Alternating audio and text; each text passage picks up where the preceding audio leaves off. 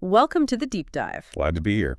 We've got a stack of sources today. Newsweek, CNN, CBS News, The Guardian, all covering, well, some pretty significant news about international students trying to come study in the U.S. That's right. A directive just came out this week from the State Department.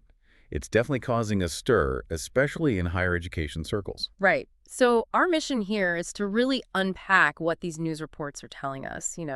What's the directive? Why did they issue it? What could it mean? Exactly. We'll look at the details, the stated reasoning, the potential impacts, and the different viewpoints presented in those articles you shared.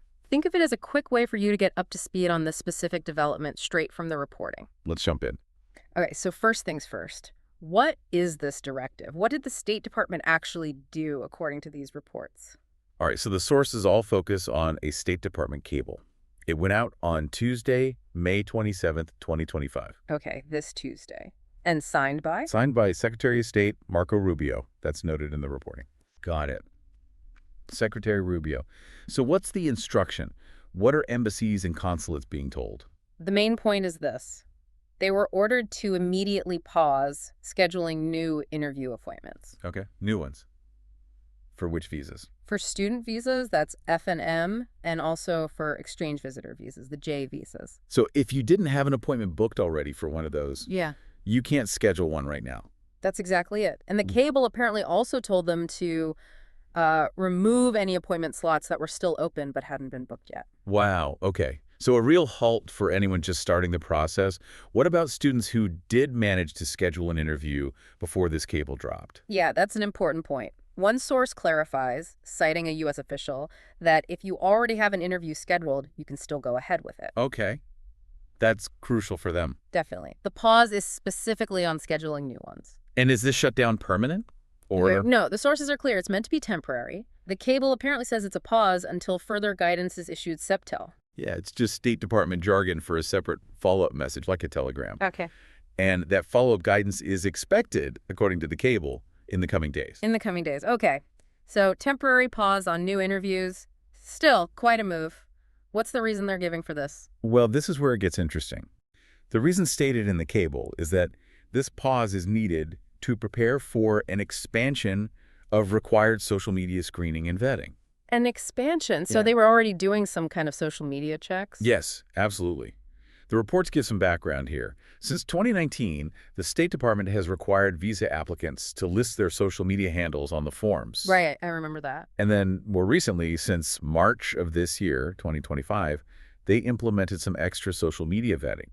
But that was apparently more targeted. Targeted how? Mostly aimed at applicants who might have links to alleged anti-Semitism or pro-Palestinian protests. Okay, so this new directive isn't starting social media checks from scratch, but it's scaling it up massively.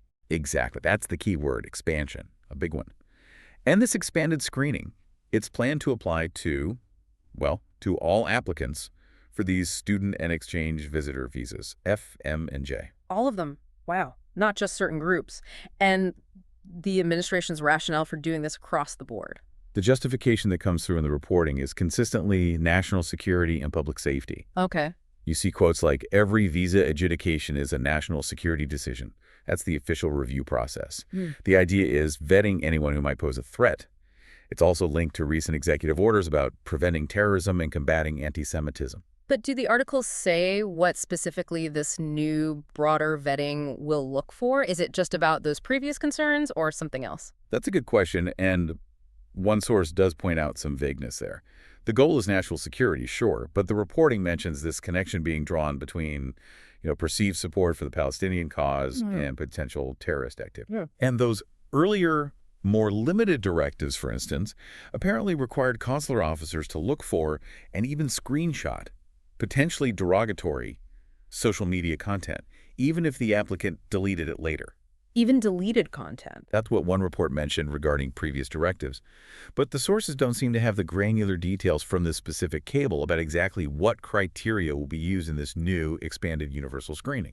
Okay, so pause on new interviews. Reason is gearing up for much broader social media vetting. How does this fit into the bigger picture? Do the sources connect this to other things the administration has been doing regarding international students? They definitely do. These reports frame this directive as part of a larger pattern.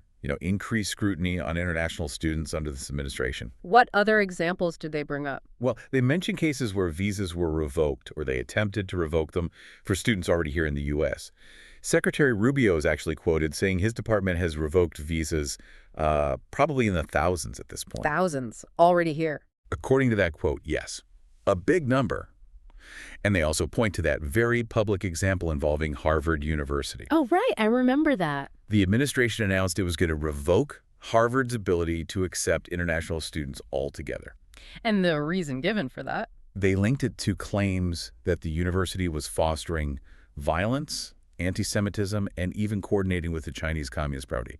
Very strong accusations. What happened with that? Did it stick? No, the reporting notes it was challenged in court almost immediately, and a federal judge put a pause on that action. Okay.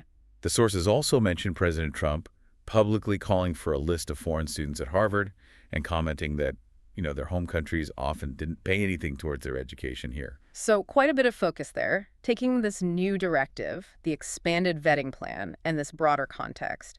What potential effects do the sources say this could have? The impacts highlighted in the reporting really span across a few key areas. Let's start with the students. Pausing new appointments right now, late May, early June, that's really critical timing. This is the absolute peak season for students trying to get visas for the fall semester. Right. People applying for college, grad school, maybe high school, exchange programs, all needing visas sorted out soon. Exactly. So this pause, even if temporary, could cause serious delays.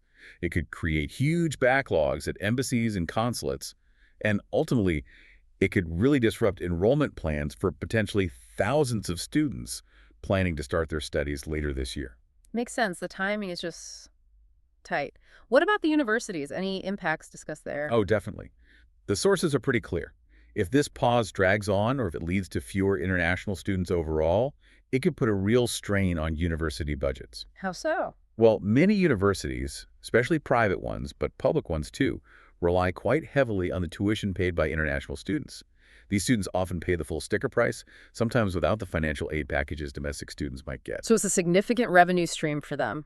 Yes, a very significant one. It's often talked about as helping balance the books, maybe make up for cuts in research funding, or, Right. well, as Secretary of Homeland Security Chris Noem put it in one report, it helps pad their multi-billion-dollar endowments.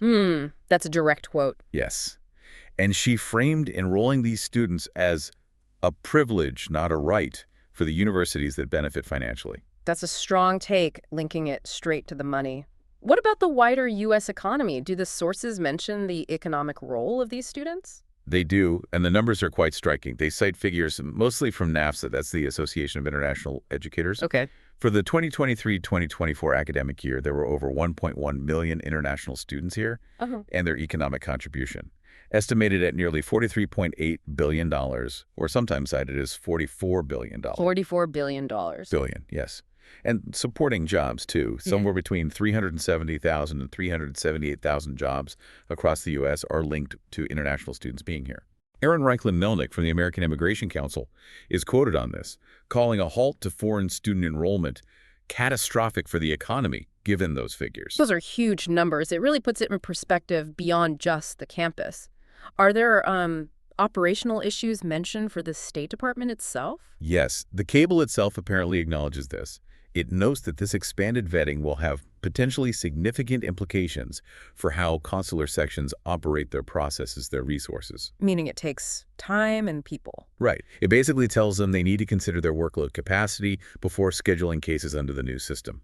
And it also reminds them to keep focusing on their other jobs, like helping U.S. citizens abroad, processing immigrant visas, and preventing fraud. So, juggling priorities. Does the reporting get into any potential legal dimensions here, like First Amendment issues with social media screening? It touches on it.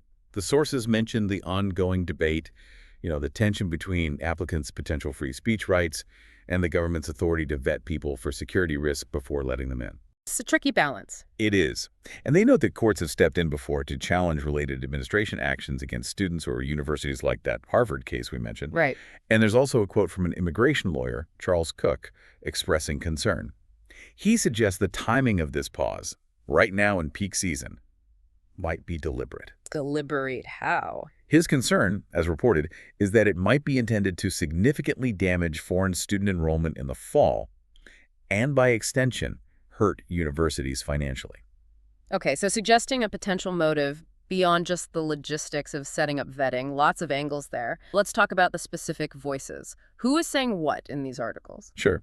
From the administration side, you have State Department spokesperson Tammy Bruce quoted, emphasizing they'll use every available resource, every tool in our tool chest for vetting everyone, students included. Senior State Department officials also confirmed the cable was real and basically reiterated the security angle, saying scheduling has to reflect the need to vet people properly because, again, that line, every visa adjudication is a national security decision. And we heard Secretary Noem's perspective on universities and privilege. Correct. Linking enrollment directly to the financial benefit for the schools.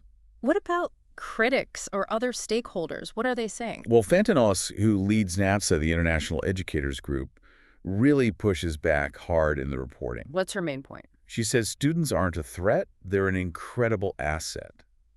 She points out they're only about 6% of total university enrollment, so it's not some huge floodgate situation.